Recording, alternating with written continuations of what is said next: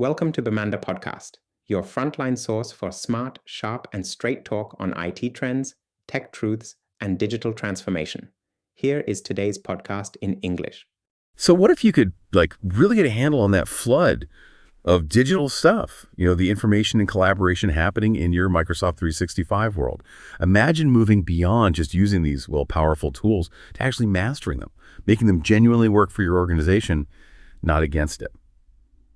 Welcome to the Deep Dive. We take these complex topics and try to boil them down into insights you can actually use. Today, we're taking a really good look at something pretty fundamental. Office 365 Governance and Security Essentials. Our mission, really, is to arm you with the essentials, the knowledge, practical examples, key strategies, basically everything you need to secure and manage your M365 environment, turning that potential chaos into, controlled, super productive collaboration. We're aiming for those real aha moments that can help you get up to speed fast. Definitely. And it's important to say all the insights and the best practices we're going to talk about today, they're drawn directly from the comprehensive Bamanda technology training material on Office 365 Governance and Security Essentials.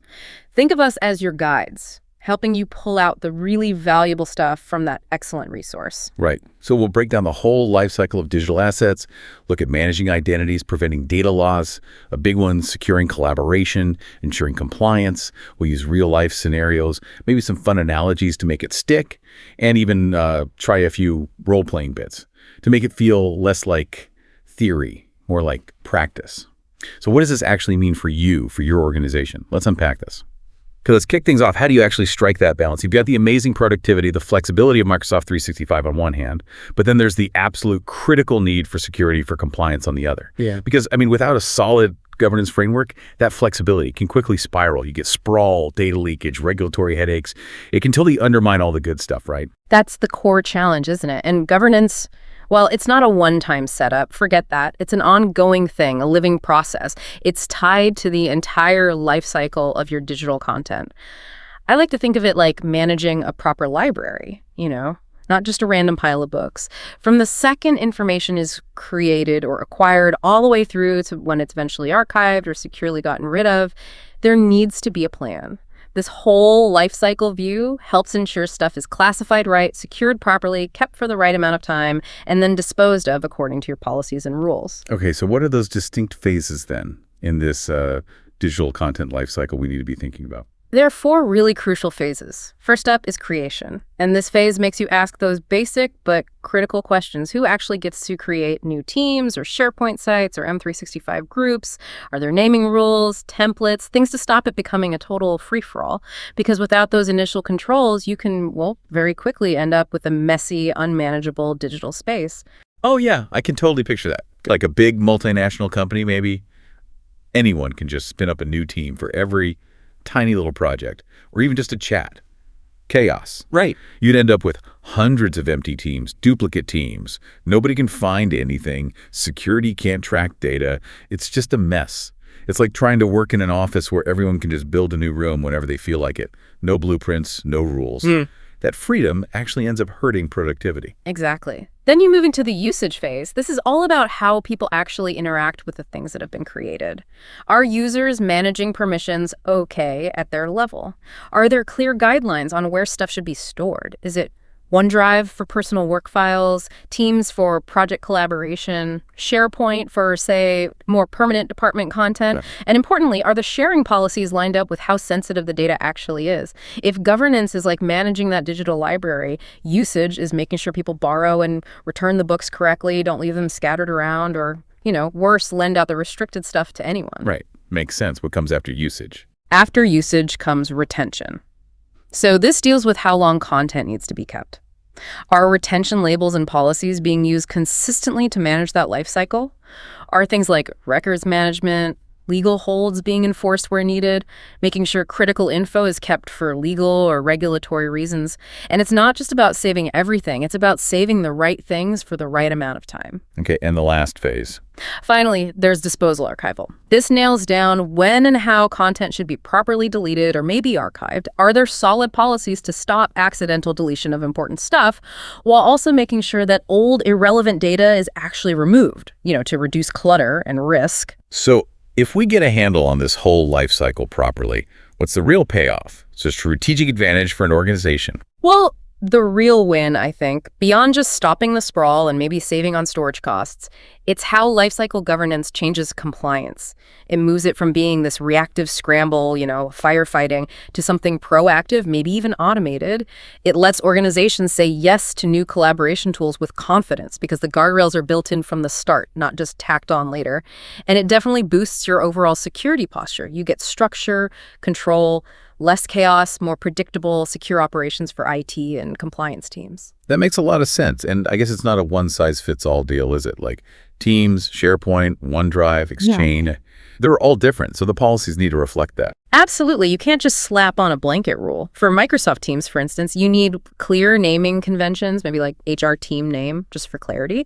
You probably want expiration policies for teams that go inactive to fight that sprawl. You need to control who can even create teams or private channels.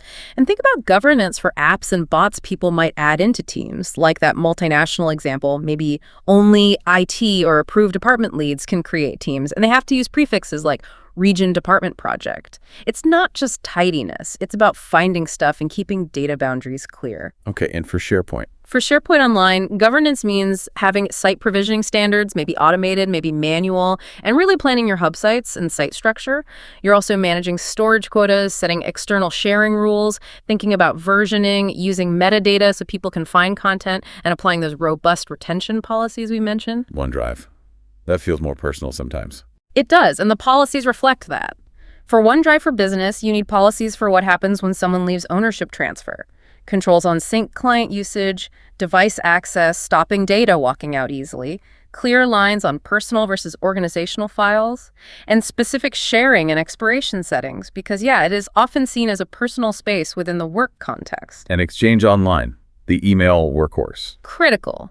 For Exchange Online, you're looking at retention policies for mailboxes, tightly controlled email forwarding rules, being ready for litigation holds and e-discovery, plus configuring spam, phishing protection, and data loss prevention policies.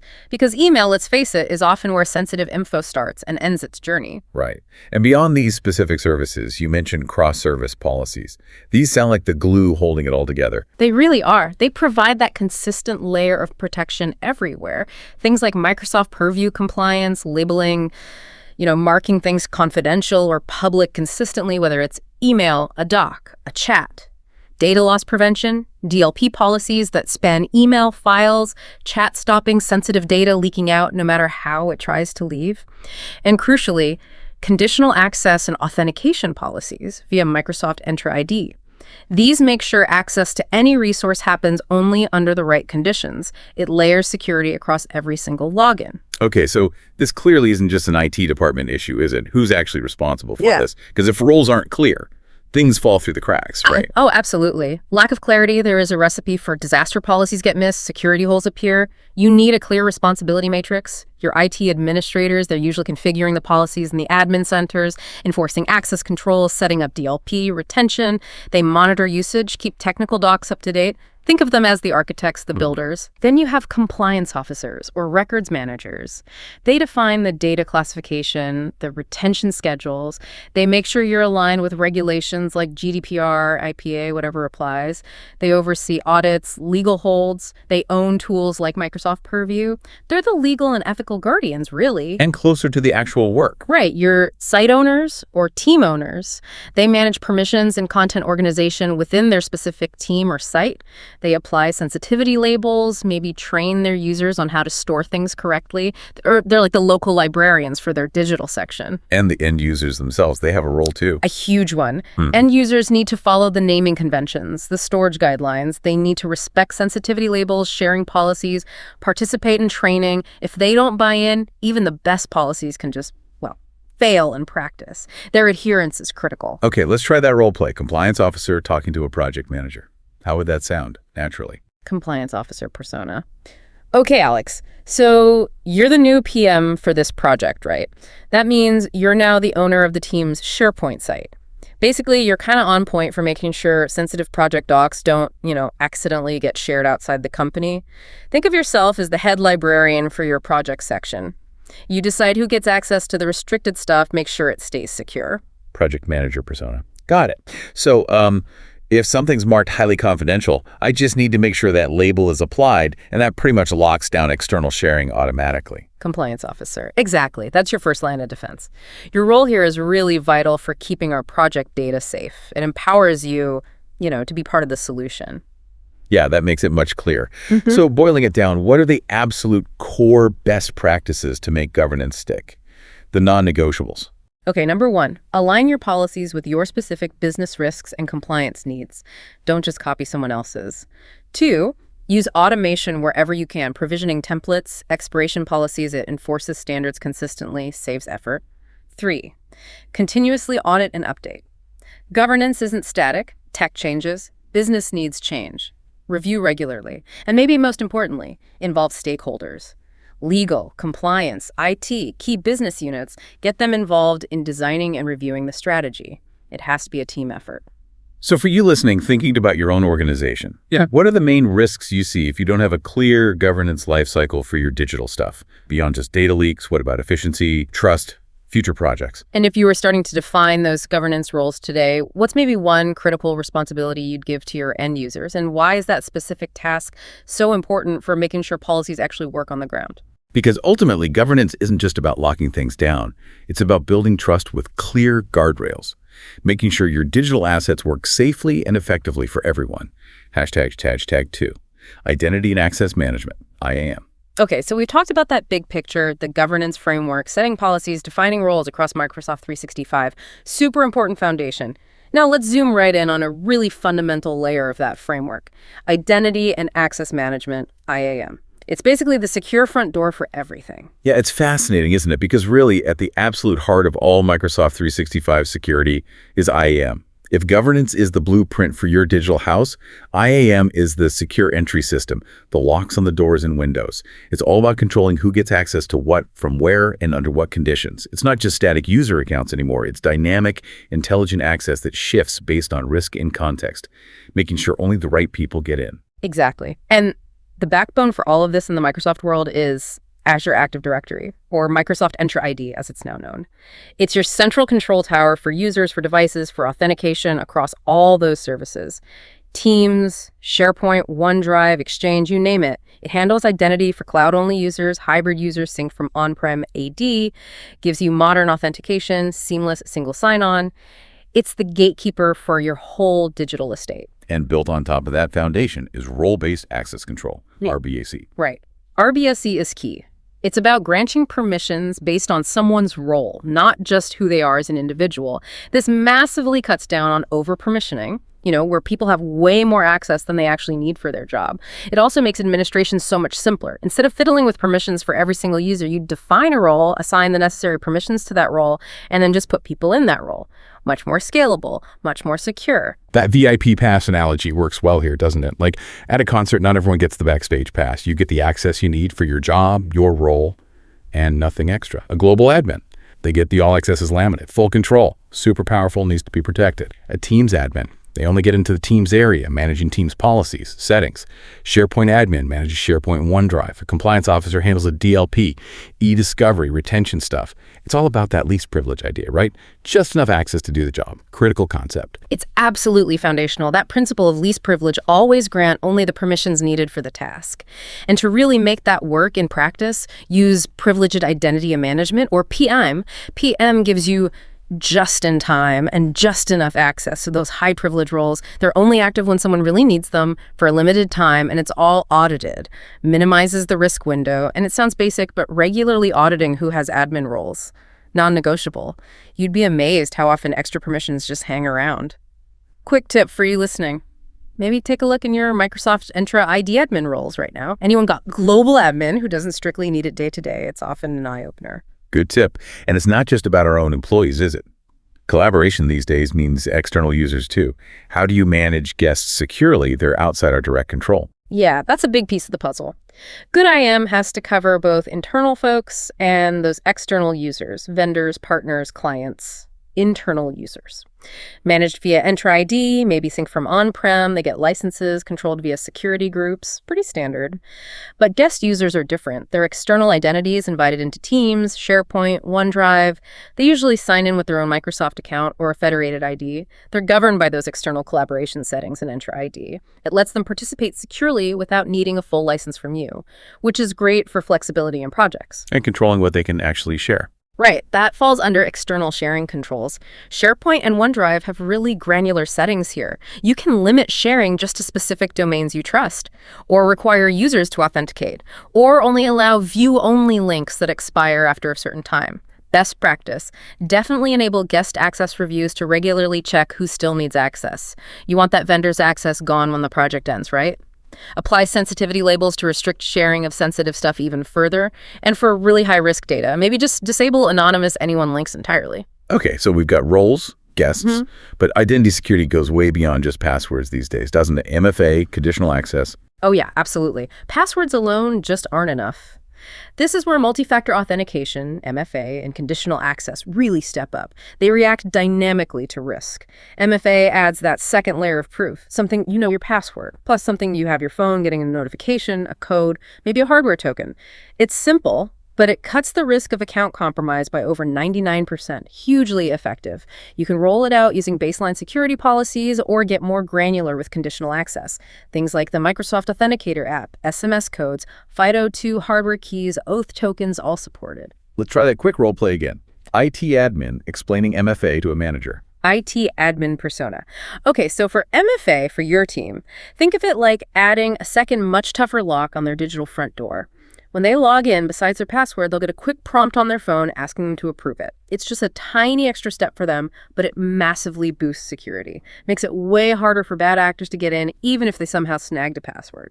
Department head persona. Right. So even if someone does steal a password, they still can't log in without that phone approval. That actually sounds really reassuring. That's a big step up. It really is. And building on MFA, you have conditional access policies. Right. These are like the brains of the operation. They set rules for access based on all sorts of signals evaluated in real time. Factors like who is the user? What device are they using? Is it compliant? Where are they logging in from? What application are they trying to reach? And even what's the real-time risk score associated with this specific sign-in attempt? It's not just on or off. It's a smart decision engine. So conditional access is like that ultimate bouncer at the club door. Checking IDs, considering the situation. Are you trying to get in from a known safe location on a company device? Probably okay. Trying to access sensitive data from an unknown network on a personal phone. The bouncer might ask for extra ID, like MFA, check if your device meets security standards, or maybe just block you altogether. A good example is setting it up for remote workers. Maybe require MFA and a compliant, healthy device whenever they try to access sensitive SharePoint files from outside the Office network. If an unmanaged device tries from a weird IP, access denied or at least challenged. Exactly. And for best practices with conditional access, always start in report-only mode. See what the impact would be before you flip the switch and enforce it. Avoid locking people out accidentally. Combine user risk and sign-in risk policies. These leverage Microsoft's threat intelligence with Entra ID protection for really advanced detection and even automated responses. Use things like named locations, your trusted corporate networks, device compliance policies, and session controls, like limiting downloads, to build really adaptive, strong security that reacts to the actual context, not just static rules. Okay, thinking beyond just passwords. What are maybe two key ways to really boost identity protection? And when might you lean towards one versus the other, depending on who the user is or how sensitive the data is? Consider that security versus usability balance. And specifically for remote work, how could you use conditional access to really lock down security? What factors like device health or network location would you prioritize layering together? Because IAM, at the end of the day, isn't just about letting people in. It's about making absolutely sure they enter securely, responsibly, and under conditions that protect your organization dynamically. 3. Data loss prevention, DLP policies. Okay, so we've covered setting the stage with governance, locking down the digital doors with IAM. But what about sensitive information trying to sneak out? Maybe accidentally, maybe not. How do we stop that? Right, what if you could actually prevent sensitive data leakage without grinding productivity to a halt or creating endless hoops for your team to jump through? That's exactly where data loss prevention, or DLP, comes in. And this isn't just a simple feature, it's a really strategic capability. It helps you find, monitor, and protect sensitive data right across your M365 environment, email, cloud storage, collaboration platforms. It's a core part of that Microsoft Purview compliance suite, giving you the smarts to detect sensitive info and take preventative action. Exactly. DLP lets you define and enforce rules that watch how data is accessed, shared, or sent both inside and outside your organization. Creating a DLP policy is pretty structured, but it's also really flexible. You start in the Microsoft Purview Compliance portal. You can pick from pre-built templates for common things, financial data, medical info, personal IDs, or you can build a custom policy from scratch for your specific needs. Okay. Next, you choose where the policy applies: Exchange email, SharePoint sites, OneDrive accounts, even Microsoft Teams chats and channel messages now. Then you define the conditions. It's not just if this data exists. It's more like if content contains, say, U.S. Social Security numbers A and D, it's being shared externally. Right. Once those conditions are met, you decide the action. Block the sharing. Show the user a policy tip explaining why. Send an alert to compliance. And crucially, always test first using report-only mode. See what it would do before you enforce it live. Fine-tune it to avoid blocking legitimate work. That's key for getting users on board. So DLP isn't just a dumb filter. It's more like a smart security guard at the exit, right? Checking what's leaving. Not stopping everyone, but intelligently scanning emails, attachments, files, chats in real time, looking for specific sensitive items. And the cool thing is it can give policy tips right inside Office apps like Outlook or Word, educating users as they work. That's powerful. It really is. And to power that intelligent guarding, Microsoft gives you a whole library of pre-built sensitive information types SITs. For PII, like Social Security numbers, driver's licenses, for PCI credit card numbers, for APay medical records, financial data too. But the real flexibility comes from creating custom roles. You can use regular expressions, keywords, confidence levels to detect things specific to your business, like maybe internal contract IDs or secret project code names, things Microsoft wouldn't know about otherwise. Yeah, a good practical example might be protecting customer PII in SharePoint and OneDrive. Let's say someone in sales has a document with credit card numbers in their SharePoint library. If they try to share that file externally, DLP can jump in, automatically block it, or at least pop up a warning telling them, hey, this looks sensitive, are you sure?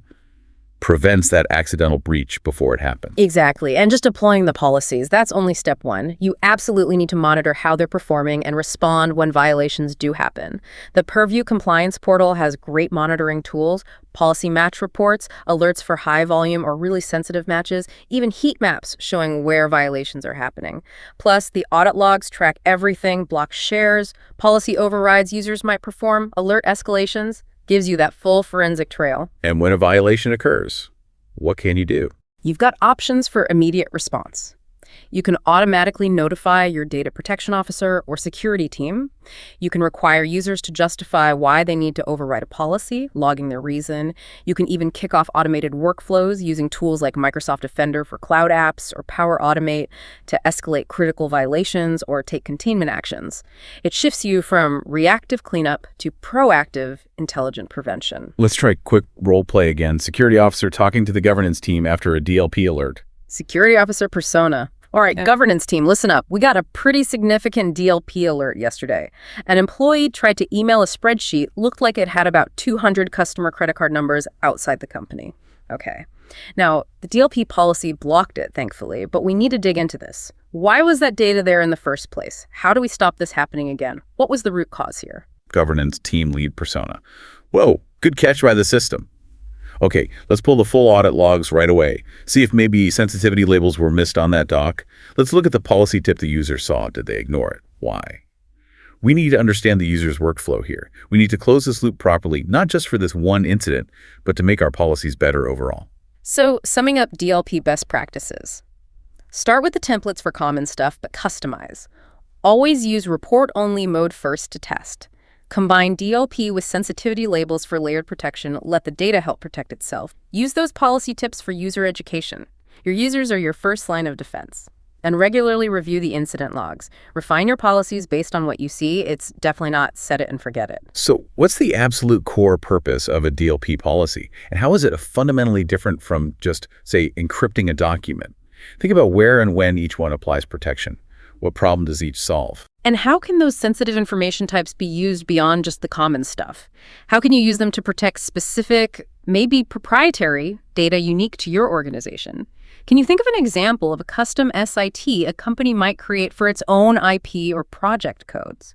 Because DLP, done right, isn't about stopping work. It's about creating those smart, dynamic guardrails so sensitive data stays exactly where it belongs, letting people collaborate safely. #tag4.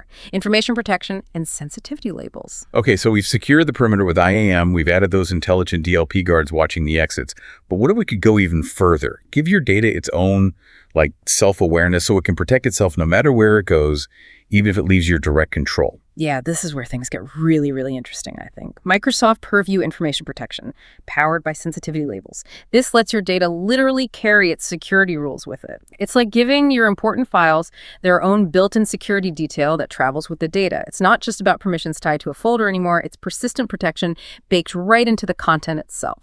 Absolutely. Sensitivity labels let you classify and tag your data based on how sensitive it is or its business impact. Think of them as digital stamps that automatically enforce rules.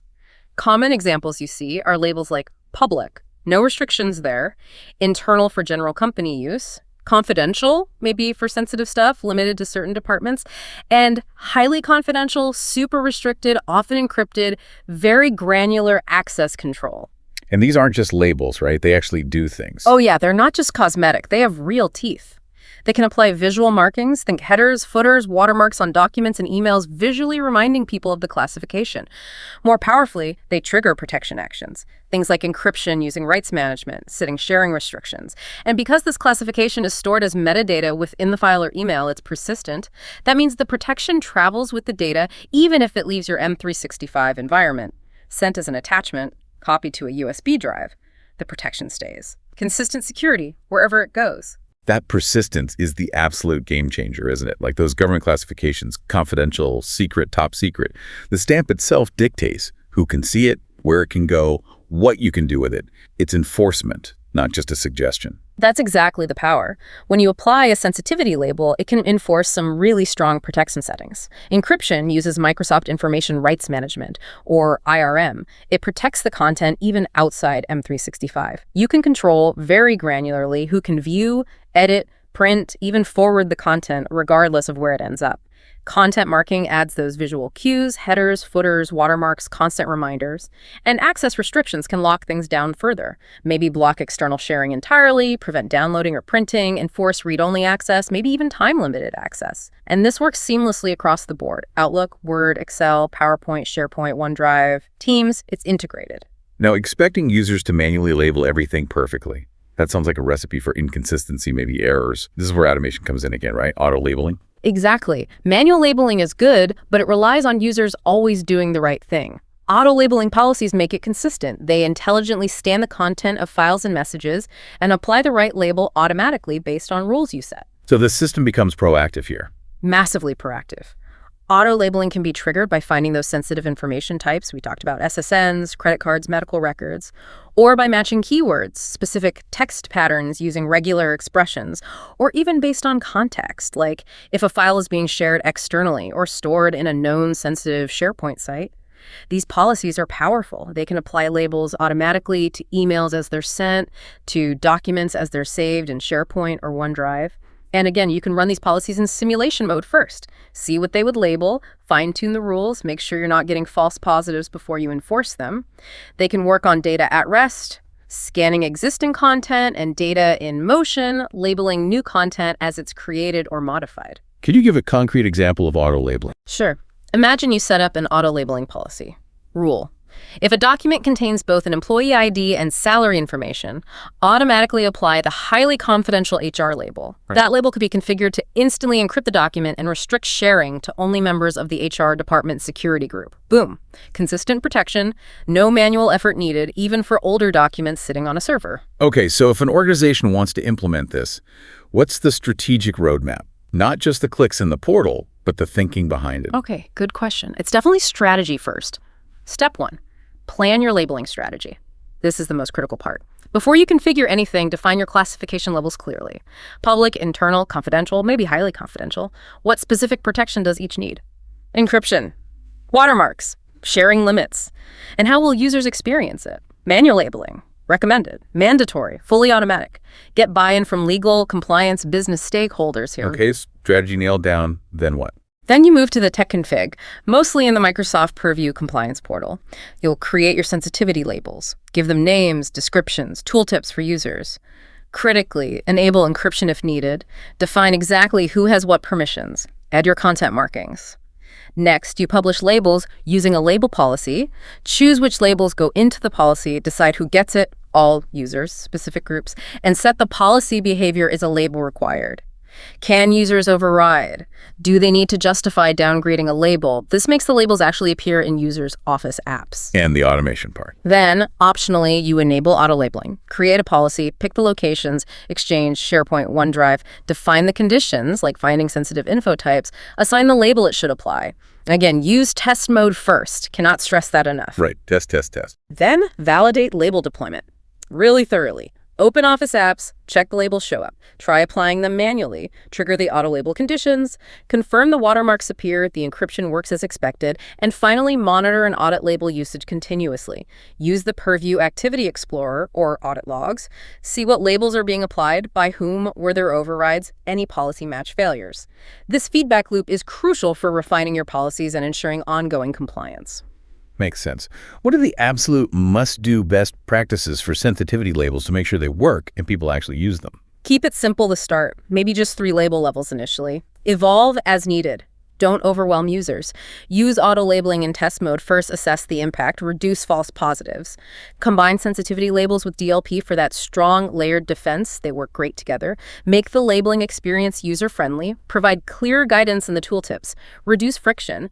And regularly audit usage. See how people are using labels, where they struggle. Refine your policies based on that real-world data. So how do sensitivity labels really step up data protection compared to just basic file permissions? What's the fundamental difference in how they protect information, especially when it travels? And can you describe a realistic scenario where auto-labeling would be absolutely crucial for consistent data classification in a big company? What key condition, maybe based on content or context, might trigger that automatic labeling? Because sensitivity labels don't just classify your data. They fundamentally empower it to protect itself wherever it goes. Hashtag to hashtag 5, secure collaboration and external sharing controls. Okay, so we've got our data smarter now, right? It knows how sensitive it is thanks to labels and DLP watching the exits. But what about collaboration itself? Especially when we need to work with people outside our organization, how do we keep that secure but still functional? Yeah, collaboration is really the lifeblood of Microsoft 365, isn't it? Yeah. Working seamlessly with colleagues, partners, clients. It's amazing, but that openness, if you don't govern it properly, that's where data leakage, unauthorized access, compliance breaches can happen really easily. It's a tricky balance. Give users the flexibility they need, but maintain that crucial organizational security. Yeah. This is where having smart, strategic, external sharing controls becomes absolutely non-negotiable. Exactly. And guest access is a big part of this. It lets those external users, contractors, clients, vendors participate in M365 collaboration without needing a full license from your organization. Super efficient for project work and partnerships. And this guest access works across the key services. In Microsoft Teams, guests can join teams, chat, attend meetings, access shared files. They're right there in the workflow. In SharePoint Online, they can get access to specific sites, libraries, even individual documents if you grant permission. And same for OneDrive, for business users can share specific files or folders externally with guests. And managing all this guest access, where do admins control it? There are a few places. General controls are in the M365 Admin Center under settings for M365 groups and guest access. But for more granular stuff, you go to the Microsoft Entra ID portal under external identities. There you can control exactly who can invite guests, maybe restrict what guests can see in your internal directory, and critically set up guest access reviews for regular auditing. So that vendor example again, if you invite a new vendor as a guest to a specific project team, your policies kick in. They must use MFA to log in, and maybe their access gets automatically reviewed every 90 days by the team owner. That makes sure access is secure up front, but also gets cleaned up automatically when it's no longer needed. Prevents that risky lingering access problem. Precisely. For best practices, definitely limit who can invite guests. Don't just let everyone do it, maybe only team owners or specific roles. Always require MFA for guests. It's a vital extra security layer. And periodically review guest access to prune out stale accounts. This isn't a one-time setup. It needs ongoing attention. Quick tip. Check your Entra ID portal now under External Collaboration Settings. See who can invite guests. Are guest access review policies actually enabled? Good hygiene check. Okay, so that's guest users. But M365 has layers of sharing settings too, right? From the whole organization down to individual sites. How do those work together? Yes, it's multi-layered. At the top, you have tenant-level settings. You configure these in the M365 Admin Center or the SharePoint Admin Center. The options range from anyone, which creates anonymous links, super flexible, but also the riskiest, down to new and existing guests require sign-in. Only existing guests, or the most restrictive, only people in your organization. That anyone link option. Use it with extreme caution. Really understand the risks. And you can override that tenant setting for specific sites. You can. That's the site-level sharing settings. In the SharePoint Admin Center, you can pick specific sensitive sites like HR, finance, legal, and make their sharing rules more restrictive than the tenant default. OneDrive sharing is usually controlled per user, following the global policy unless overridden. Plus, there are advanced options, requiring sign-in, blocking downloads for view-only shares, and using sensitivity labels to automatically restrict external sharing based on the data's classification. That gives you that nice layered defense. What about making sure links don't live forever, or only allowing sharing with trusted partners? Two key controls there. First, link expiration policies. You can set external sharing links to automatically expire after a set number of days, say 30, 60, 90 days. You can configure this in the SharePoint Admin Center or even tie it to specific sensitivity labels. Critical control to stop perpetual access to potentially outdated or sensitive info. Second, domain restrictions. This lets you explicitly allow or block sharing with specific external domains. For example, you might block sharing with consumer email domains like gmail.com or outlook.com, ensuring collaboration only happens with verified business partners. You can apply these restrictions at the tenant level or get more granular at the site level. A really strong tip. Combine domain restrictions with those guest access reviews and Entra ID to automatically flag and clean up inactive external users from allowed domains. Really tightens things up over time. Let's think about those anyone links again. What are the real inherent risks there? And how specifically can expiration policies help lessen some of those big risks, especially around accidental data exposure over time? And how can you strategically combine guest access reviews and domain restrictions to really boost the security of your external collaboration? Can you picture a scenario where using both together is absolutely essential for strong defense? Because secure collaboration, really, it's about opening the right doors with confidence, knowing they're properly secured, not just leaving everything wide open and hoping for the best. Hashtag TAC6, retention policies and records management. All right, so we've built some strong security around the data itself and how we collaborate. But what about the data's lifespan? What needs to stay? What can safely go? And how do you ensure compliance and responsible dispersal over the long haul? This moves us into lifecycle management.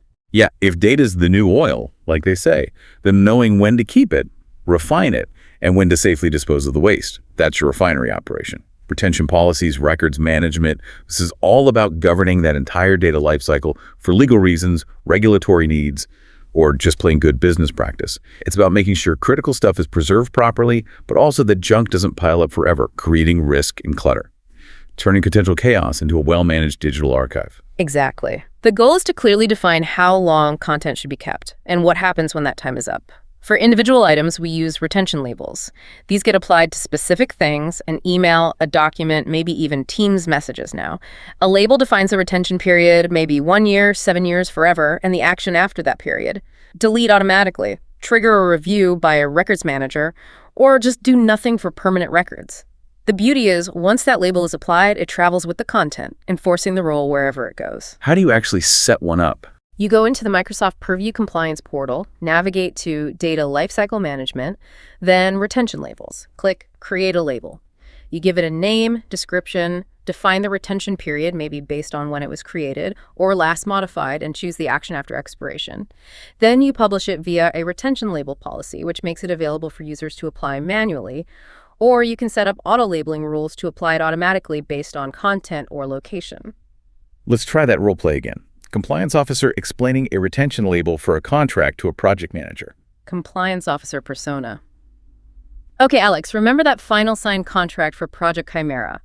Right, so our company retention policy says all executed contracts have to be kept for 7 years after the project officially closes.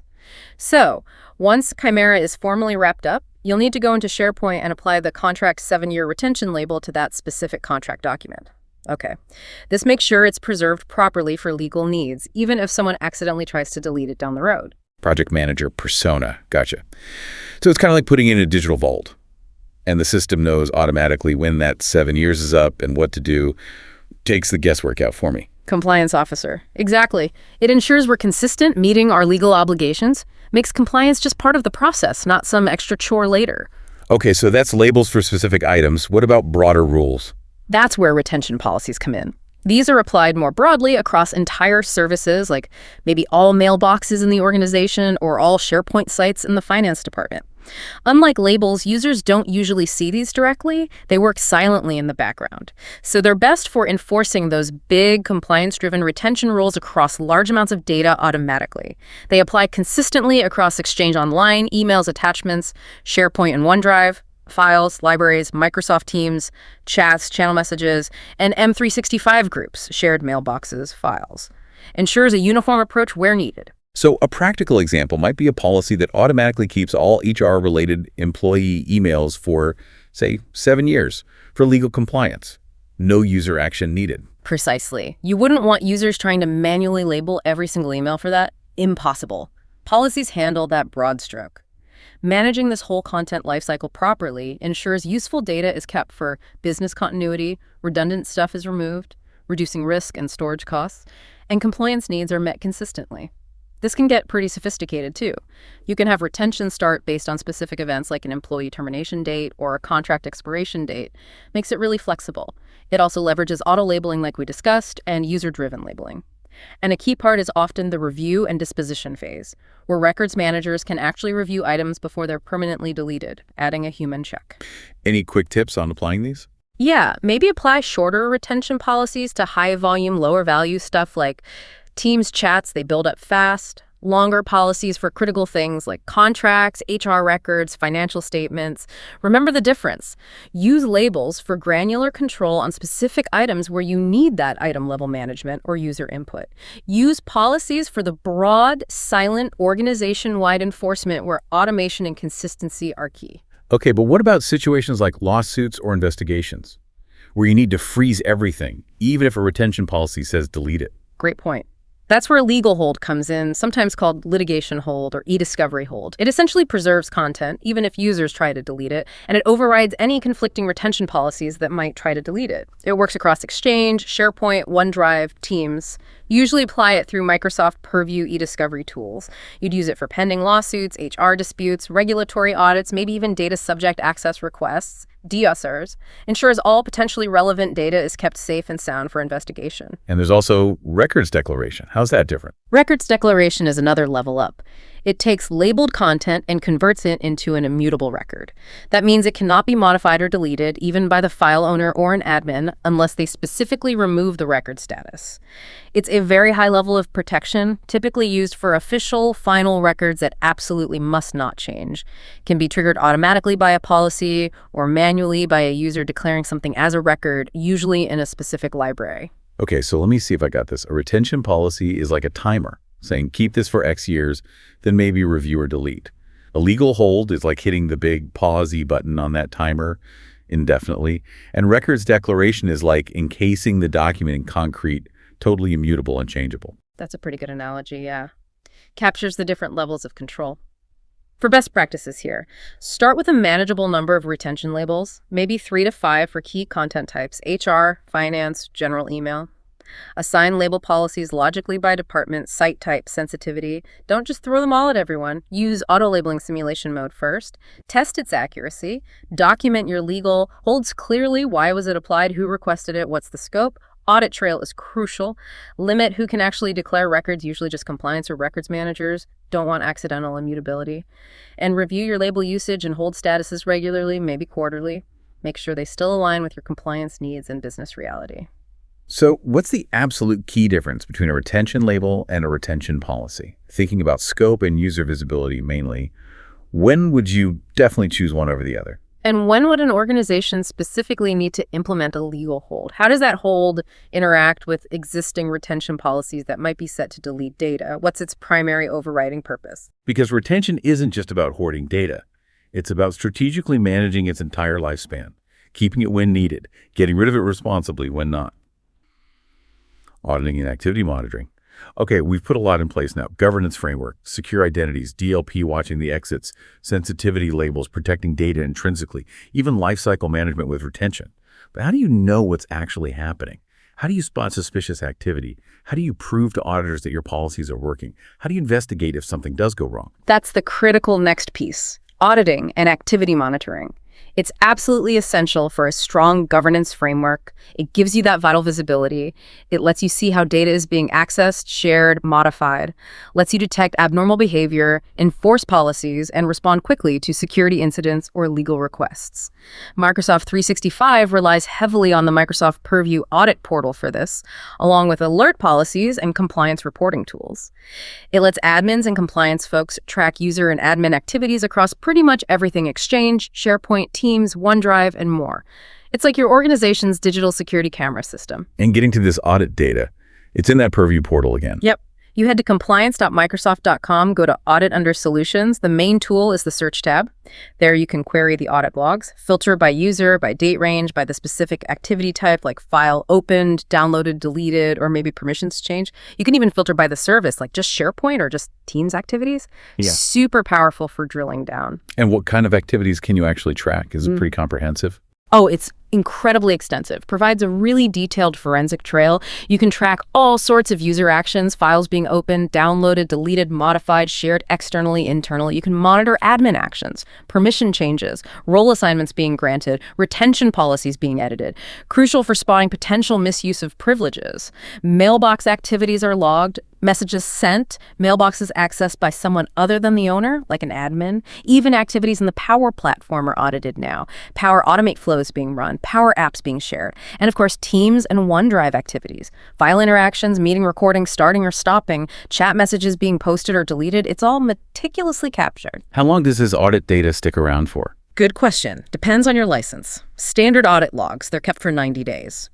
But Premium Audit, which comes with E5 licenses, or you can get as an add-on, lets you keep logs for up to 1 year by default, and you can configure policies for specific critical logs to be kept for up to 10 years. That longer retention is absolutely vital for regulated industries or for long-term legal hold requirements.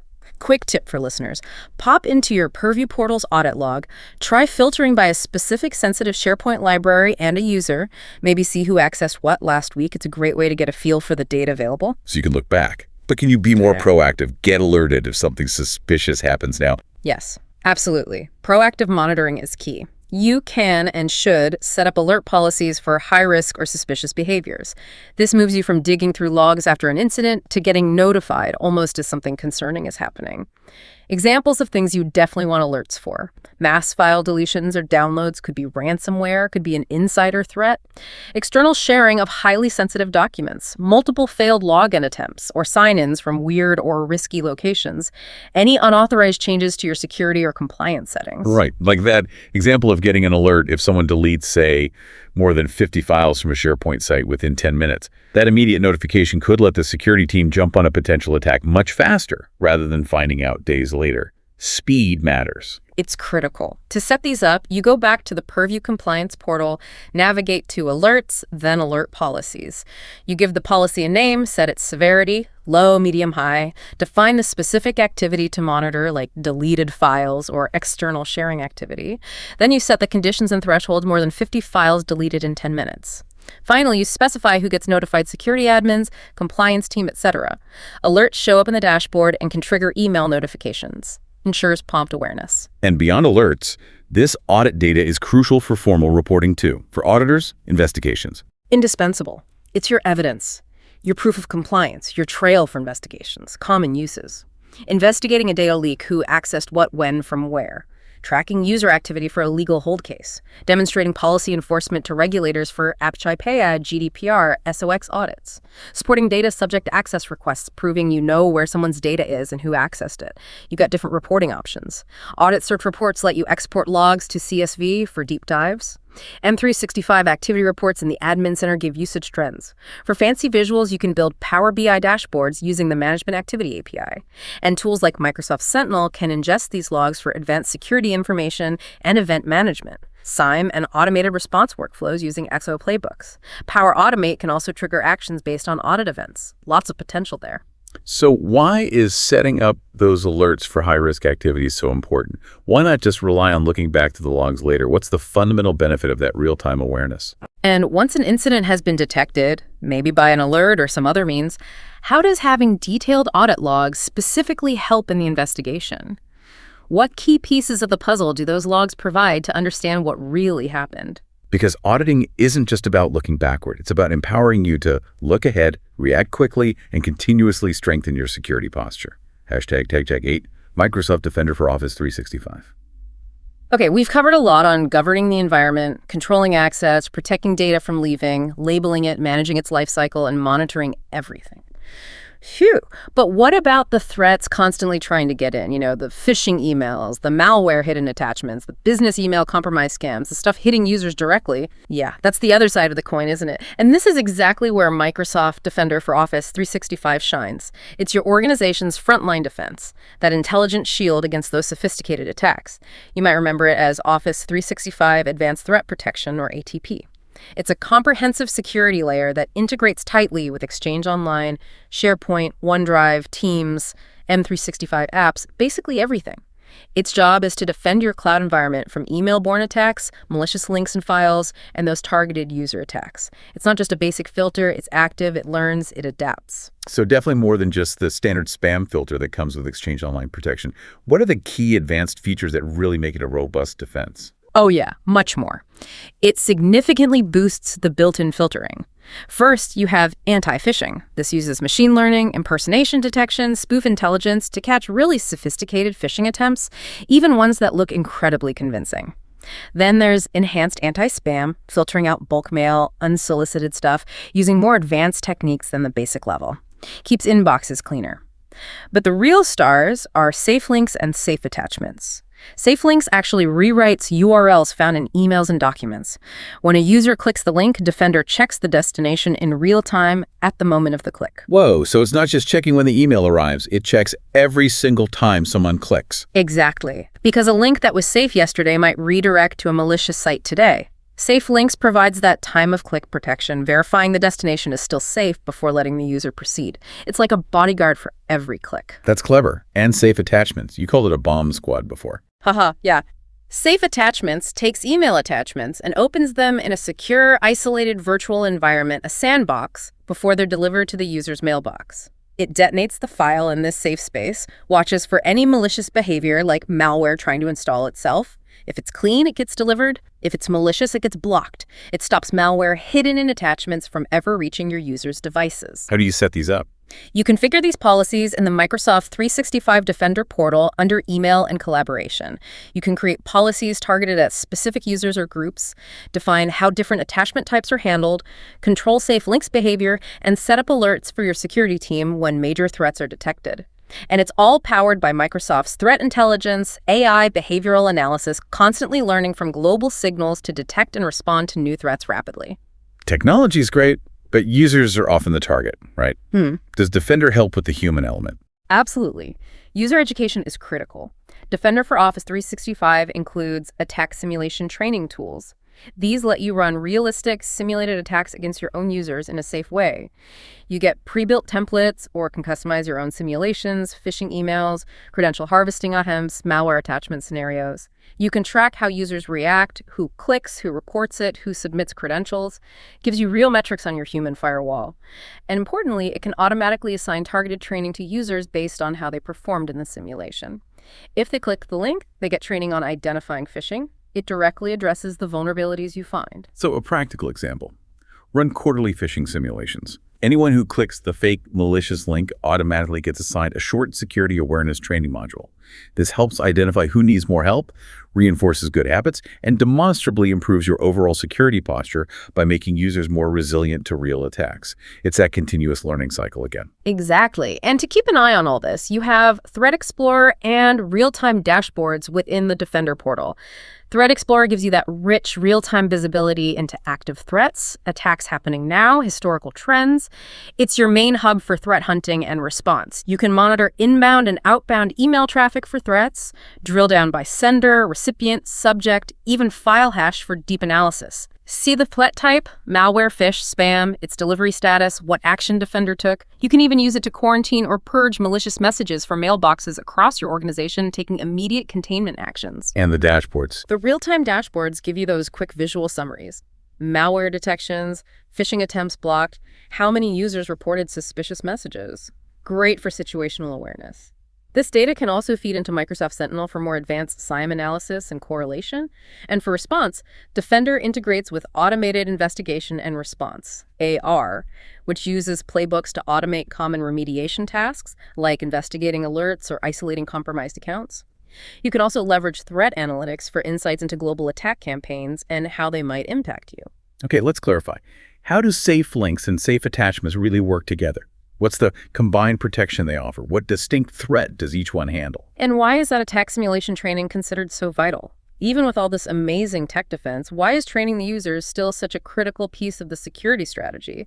What unique benefit does it bring? Because Microsoft Defender for Office 365 isn't just a passive filter. It's your active, intelligent learning shield against those constantly evolving digital threats hitting your users every day. Compliance manager and risk assessments. Okay, we've layered on a ton of security active defenses. But how do you actually know how well you're doing objectively?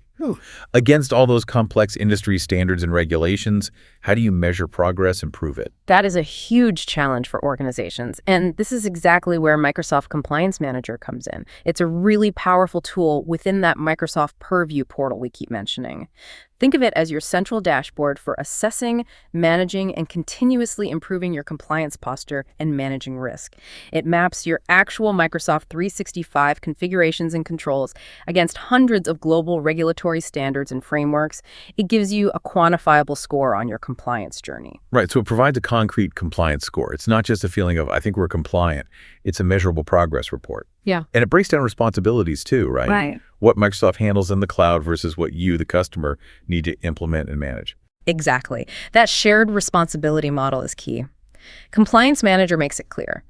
Its main features include pre-built assessment templates for over 300 frameworks, GDPR, ISO 27001, NIST standards like CSF and 853, HIPAA for healthcare, FedRAMP for government cloud. Tons of them. It actually automates the testing of many M365 configuration settings related to these controls. It provides real-time tracking of your compliance score and that clear visibility into Microsoft's part versus your part. You can give an example. Sure. Say your organization needs to demonstrate HIPAA compliance for handling patient health information. PHI. You can use Compliance Manager's pre-built HIPAA assessment. It will instantly show your current score based on your M365 setup, highlight specific controls where you have gaps related to PHI protection, and provide actionable steps to address those gaps, letting you track progress over time. You find it in the Purview portal, compliance.microsoft.com, select Compliance Manager under Solutions. It really helps break down these daunting compliance tasks into manageable pieces. And it doesn't just show you the gaps, right? It helps you fix them. Yes. Critically, it breaks down each control requirement into actionable improvement actions. These are designed to be assigned out to specific people or teams in your organization. Each improvement action includes a clear description of what needs to be done, its current implementation status, not started, in progress, implemented, guidance on how to test it, a place to upload evidence of completion and who's responsible for getting it done. It turns those abstract compliance requirements into a real project plan with accountability.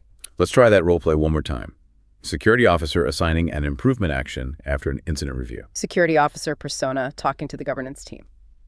All right, Tim, looking at our latest Compliance Manager assessment, we've got an improvement action flagged here related to unmonitored external sharing settings, which interestingly also came up in our recent DLP incident review. It's currently marked not started. So I'm assigning this action to Sarah over in IT Ops. Due date is end of next month. She'll need to implement the tighter restrictions and then upload evidence right here in Compliance Manager showing they're active. Yeah. Governance team lead persona. Perfect. Yeah. We absolutely need to close those loops. Assigning it clearly like that, make sure it gets done, and it directly improves our score and reduces our risk posture. Good. And Compliance Manager is great for aligning with those big international standards like GDPR, ISO 27001, NIST. It streamlines certification efforts and audits. Because it maps controls across different standards, you get a unified view. If you implement a control for GDPR, it might also help satisfy a requirement for ISO 27001. Helps you prioritize actions that give you the most bang for your buck across multiple frameworks. It definitely speeds up audit prep, too, because it often has built-in reporting that auditors can use. Does it have any smarts built in? Automation? It does. It integrates with your M365 configuration data, so it can automatically assess the status of many technical controls, like, is MFA enabled for admins? Is a specific DLP policy active? It checks for you. It also helps track residual risk and prioritizes the improvement actions based on their potential impact, guiding you to tackle the most critical gaps first. Makes your efforts more focused and effective. So how does Compliance Manager really help an organization figure out which security and compliance gaps to tackle first? Especially when they might be facing a really long list of requirements from multiple regulations. How does it bring clarity? And if a company is actively working towards, say, ISO 27001 certification, how can Compliance Manager specifically make that audit preparation process smoother, less painful, more structured? Because Compliance Manager isn't just a static report card. It's really your dynamic roadmap to achieving and maintaining continuous, measurable security improvement and compliance.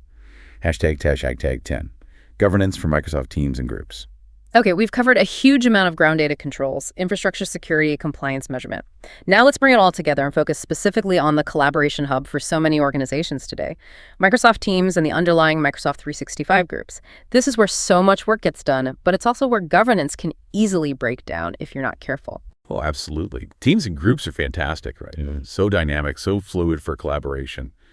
But yeah, without proper governance, you can quickly find yourself drowning in what people call team sprawl. Hundreds of teams, inconsistent naming, confusion about where files live, potential security risks with apps or sharing. How do you keep that collaboration engine running smoothly, but also keep it secure, structured, and sustainable in the long run, without killing the agility that makes teams great in the first place? It's a real balancing act. It truly is. And one of the first basic lines of defense is establishing clear naming policies for teams and groups. These bring clarity, stop duplicates from popping up everywhere, and help reinforce your organizational structure. You set these up in Microsoft Entra ID. You can enforce prefixes or suffixes like maybe HR for all human resources teams, or project at the end of project team names. You can even block certain keywords from being used in names like CEO or finance to prevent confusion or potential impersonation. For instance, a naming convention like MKTG Europe 2024 Q3 makes it instantly clear this is a marketing team for the Europe region related to the third quarter of 2024. Much easier to find and manage. Makes sense. What about teams just lingering forever? That's where expiration policies come in. These are critical for cleanup. You can set Microsoft 365 groups, which underpin Teams, to automatically expire after a certain period of inactivity, say 180 days. Group owners get notified before deletion, and they can easily renew the group if it's still active. Renewal just resets the expiration clock. This stops those old, unused teams from piling up indefinitely and becoming clutter or even a security risk. And controlling who can create them in the first place. Right, group creation restrictions. This usually involves limiting the ability to create new M365 groups, and therefore teams, to specific security groups, often configured using PowerShell.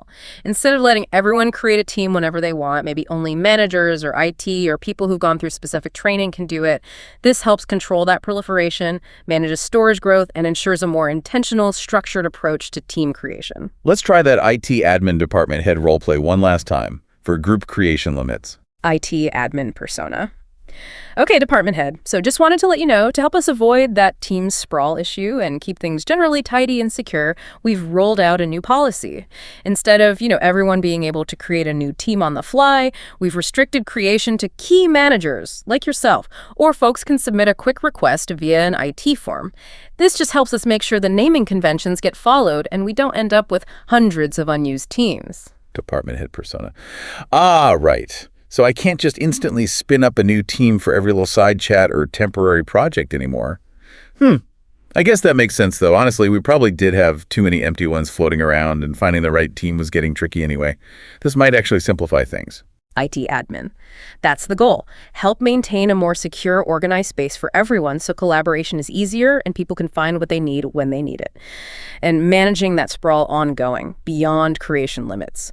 Key strategies include enabling those group expiration renewal reminders, actively monitoring usage reports in the M365 Admin Center to see which groups are inactive, and then periodically reviewing those inactive ones for deletion or maybe archiving. Team templates are another really powerful tool here.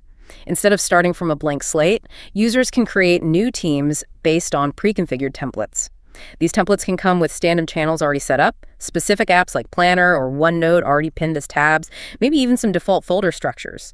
This drives consistency, saves setup time, and reduces confusion for users joining new teams. You could have a standard project team template, an HR onboarding template, a department collaboration template, etc. Okay, so that governs the team structure itself. But what about controlling what happens inside the team? Apps, private discussions, file access, that seems just as critical. Oh, absolutely. Maybe even more critical, as that's where the actual work and sensitive data often reside. App permission policies are key. These let you control which third-party or custom apps users are allowed to add to their teams. You can block risky apps, allow only sanctioned ones via the team's admin center. You can even use app setup policies to automatically pin specific approved apps, like maybe your company's CRM or HR tool, to the team's navigation bar for certain user groups. Ensures consistency and security, prevents users installing potentially dangerous or non-compliant apps. What about locking down conversations or channels within a team? You have private channels. These restrict membership to just a subset of the main team members. Really useful for sensitive discussions within a larger project team, like maybe budget talks or specific client negotiations. But you probably want to guide users not to overuse them, as too many private channels can lead to information silos. And then there are shared channels, part of Teams Connect. These are interesting. They let you collaborate seamlessly with people from other M365 organizations without them having to switch tenants in Teams. Super convenient for cross-company projects, but they need careful governance because you're explicitly opening up access more broadly. And finally, files and teams. How do you secure those? Crucially, remember that files shared in Teams channels are stored in the underlying SharePoint site. Files shared in private chats are stored in the user's OneDrive accounts. So all the protections we discussed earlier apply directly here. Use sensitivity labels on the files themselves to control sharing and access based on content. Apply DLP policies to monitor and prevent risky sharing of sensitive files from these locations. And configure your external sharing settings appropriately at the SharePoint site level for the team's files. These layers all work together to protect the content no matter if someone accesses it via Teams, SharePoint directly, or OneDrive. So thinking long-term, how does enforcing things like naming conventions and expiration policies for teams directly benefit an organization's overall information management strategy? Beyond just tidiness, what about findability, compliance over time? And what are the potential hidden risks if you don't manage private channels or those new shared channels carefully in Teams? How can sensitivity labels specifically help mitigate those risks, especially for sensitive data that might end up siloed within them? Because effective Teams governance isn't about bureaucracy. It's about transforming collaboration from a potential free-for-all into a highly organized, secure, and genuinely powerful engine for your organization. #check outro score. So wrapping this all up, what does it really mean for you? Today, we've gone pretty deep, guided by that excellent Amanda technology training material, into the absolute essentials of Office 365 governance and security. From building that solid governance framework, locking down identities, stopping data loss, protecting information intrinsically with labels, enabling secure collaboration, right through to meticulous auditing and compliance tracking. It's pretty clear that really optimizing your Microsoft 365 environment, it's all about strategic, layered protection, building trust, building efficiency. Yeah, it's about moving beyond just using the tools to actively shaping and securing your digital workspace. Finding that balance between the incredible productivity M365 offers and that non-negotiable need for control, compliance, and managing risk. Taking that proactive approach, it means your organization can really harness the full power of M365 without accidentally opening doors to unnecessary risks. Makes your digital future a whole lot more predictable and safer. So as you think back on our deep dive today, maybe consider this. In this world where data is constantly moving, changing, interacting, if your organization's data could actually talk, would it feel genuinely protected? Or would it feel kind of exposed? How much control do you really feel you have over your organization's digital destiny right now? And maybe, what's the first concrete step you could take, maybe even this week, to claim a bit more of that control? We really hope this deep dive has given you plenty to chew on and hopefully some actionable steps you could explore further in your own organization. That's all for this deep dive. Until next time, keep learning, keep questioning, and keep making those aha moments happen.